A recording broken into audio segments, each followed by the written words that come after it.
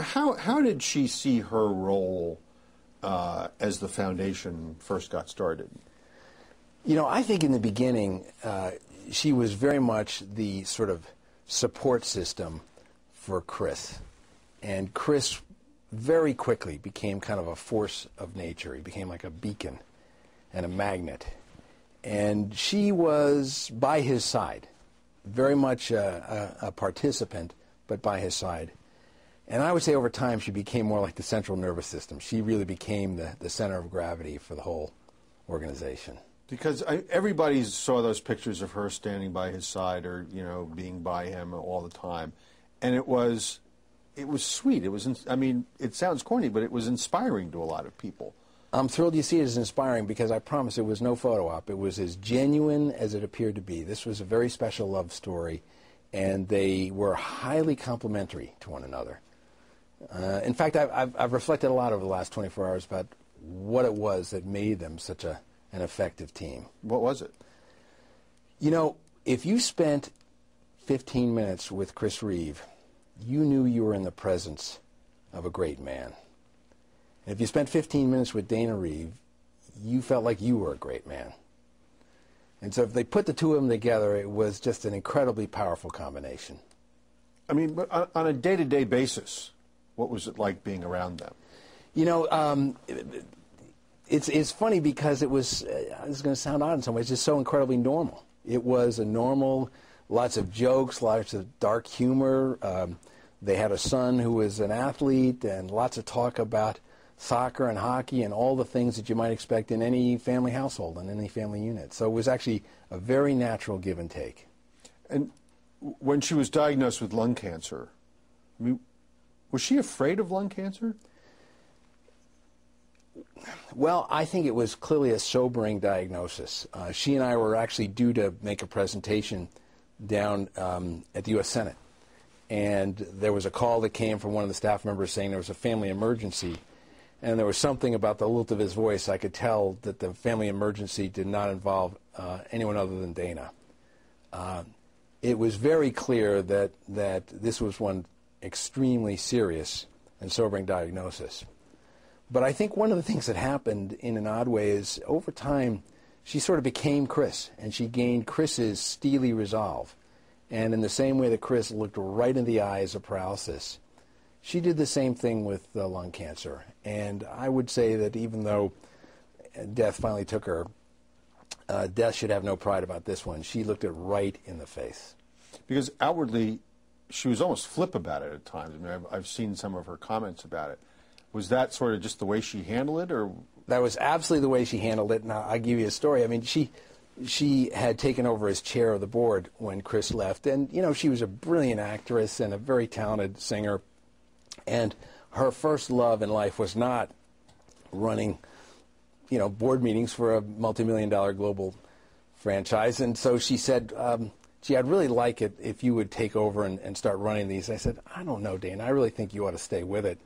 And shortly after she was diagnosed, I called her up, and this will give you a sense of the type of relationship we all had. I said, Dana, if I had a nickel for every time somebody used the old lung cancer excuse to get out of running a meeting, and she said, I know, it's so hackneyed. I've tried it many times. This time I do have the disease, but you really do have to take it. I mean, it was sort of a fun humor about it, even though we all knew it was very, very serious.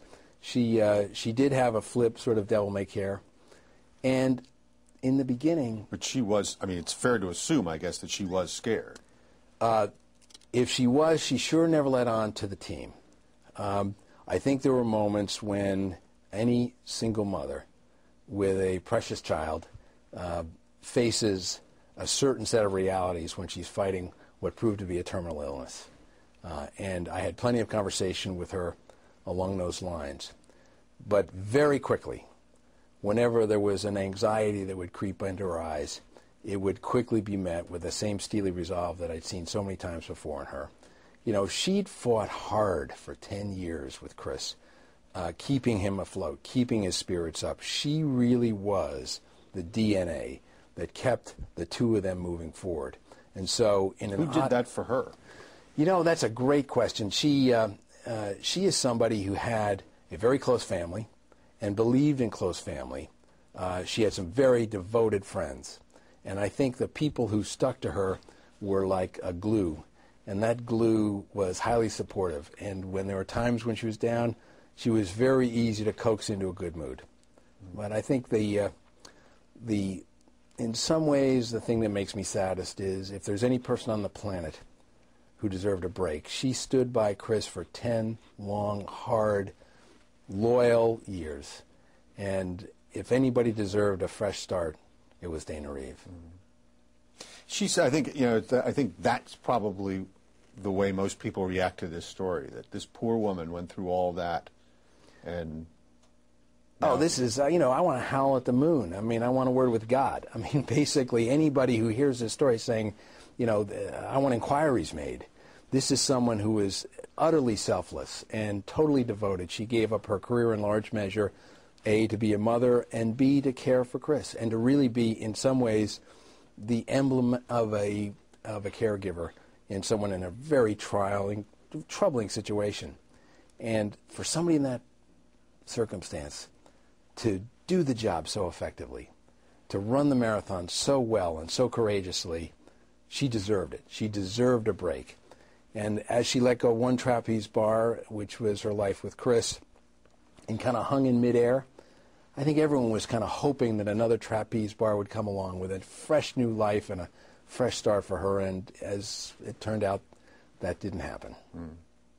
I was also struck when I was reading all of the stories about her, that all the quotes that are attributed to her, she says things like, Chris taught me how to do this, and Chris taught me that, and Chris taught me how to do this and that and all that. I mean, is that really, it was interesting to me because it sounded like she was trying still to make these stories all about Chris when she was the one who was going through all this. I mean, what did he teach her, and what did she just know by virtue of who she was? Well, I think you've hit on something really crucial here, and that is that Dana was very selfless in the way that she cared for Chris. And in many respects, the world turned to him. If you consider the disability movement something of a civil rights movement, Chris became the voice. He became the centerpiece. And a lot of what Dana did was to promote the whole concept of Chris's view of quality of life and world-class research. And so being a supporter of his, as I say in the beginning, was a vital ingredient. But over time, the relationship evolved from sort of mentor-mentee into co-equal partners, and certainly by the end, that's absolutely what they were. But you know what I mean? Even in her death, people are still saying, she was Chris Reeve's wife. She was, Chris taught her this. I mean, it sort of made me wonder, what about her? Tell me about her. I mean, She is the realest of the real deal. She obviously had many great talents. She was a very talented actress and a very talented singer. She was an author. But I will tell you, just as an example, when we used to do direct mail campaigns, Dana's direct mail pieces always outpulled Chris's. Something, by the way, we all reminded Chris every chance we could. I'm sure that was But welcome. she was as the caregiver, she touched a nerve in a way that is almost indescribable. People would rush up and want to understand her, be near her, be nurtured by her. And I guess I would say that while she was Chris's wife, she was every bit her own woman. So sum up, if you can, the quality of their lives together. These were two people who led extraordinary lives and an extraordinary life together. How do you, when you say you've been reflecting on this, reflect on the quality of their lives together. I think the real measure of the quality of their life and the real yardstick by which their legacy should stand is how they did, not when they were both young and beautiful and strong and vigorous, but how they each reacted in their own way when they had the most staggering, suffering punch to the solar plexus. Chris to be paralyzed from here down, immovable, this force of nature, immovable. And Dana, right after his death, it seemed, she gets socked with a disease that she knows has the life-limiting capability, if not the ability to take her life in a very short period of time. Measuring how they responded in those circumstances is, I think, the way you can evaluate just how spectacular those two people were. What about you and your own personal feelings when you review and reflect? What have you lost? I've lost two very dear friends, people I cared about a tremendous, tremendous amount. We served on, each of us, 2 or 3 boards together, not just their foundation, but Chris and Dana were very helpful in some other areas of disability movement where I was active. They were early supporters of any creative idea I had, and so we lost something of a team. I feel like my team members have passed on to another place. Our foundation is going to continue. Shortly after Chris died, I was asked to become vice chair. I was honored to do it, but very saddened by the circumstances, and Dana was to become chair. Now Dana's left us, and I'm going to become chair of this organization. I am, again, incredibly honored to take on the mantle, and similarly very, very saddened by the circumstances under which it's passed to me.